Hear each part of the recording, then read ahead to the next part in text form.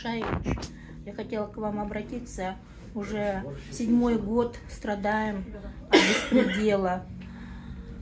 В 2023 году МКК, микрокредитная компания Тулпар, сын бывшего депутата Джокурка Кенеша Мукашева, он выиграл все суды и отобрал наше единственное жилье в советском общежитии.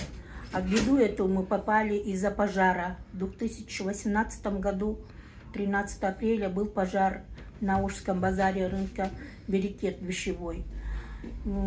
Хозяин Бегалиев построил большой супермаркет, нас выкинул на улицу. Мы остались без работы, без рабочего места и с кредитом на шее в долгах. И этот кредит мы не смогли выплатить, потому что потеряли рабочее место. Остались без средств к существованию с 4 малолетними детьми. Но, несмотря на это, МКК Тулпар выиграл Третейский суд, государственные суды, кроме городского суда, и отобрал наше единственное жилье в советском общежитии. 34 квадратных метров. 7 человек живем с 4 малолетними детьми. Вот мы попали в беду такую большую. Уже 5 лет мы судились. Все суды, продажные суды, помогли микрокредитной компании отобрать наше жилье, кроме городского суда. Он оставил нам в семье жилье наше единственное, но Верховный суд Давлетов, он открытым текстом прям стал адвокатом МКК и отобрал наше единственное жилье. Заключительное решение дал и дал зеленую дорогу судебным исполнителям. Судебные исполнители пришли, выкинули как собак нас с 4 малолетними детьми. С тех пор мы страдаем, на улице остались. Уже 2-й год мы живем в съемной квартире, в холодной землянке. Канча акча алдыңыздар эле МККдан? Мы 300 тысяч сом выплатили до пожара, 700 тысяч сом оставалось.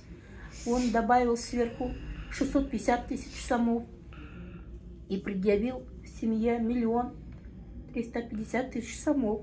Башында канча алдыңыздар эле? Требует наличкой поставить ему на стол. Мы сначала брали 190 тысяч сом, потом 650 тысяч сом, потом 150 тысяч сом. На товар мы брали для реализации в Берекете, в вещевом рынке. И вот попали в такую беду. С тех пор уже 7-й год страдаем от микрокредитной компании. Нас выкинули на улицу. Мы рядом со зданием были, с горевшим зданием были. Там, когда тушили водой, наш товар тоже остался рядом с горевшим зданием, покрылась копотью, промокли. И мы еле уже на улице, еле стирали и еле-еле распродали еле товар. На улице без прибыли уже работали. Поэтому не было возможности выплачивать кредит. И вот мы тоже пострадавшие, тоже в уголовном деле мы признаны пострадавшей. Но уголовное дело тоже не двигается. Уже 2-й год простаивает, уже 7-й год тоже простаивает. Из Верховного суда пришло на доследование. И теперь в Ленинском РОВД так и не проводится никаких расследований.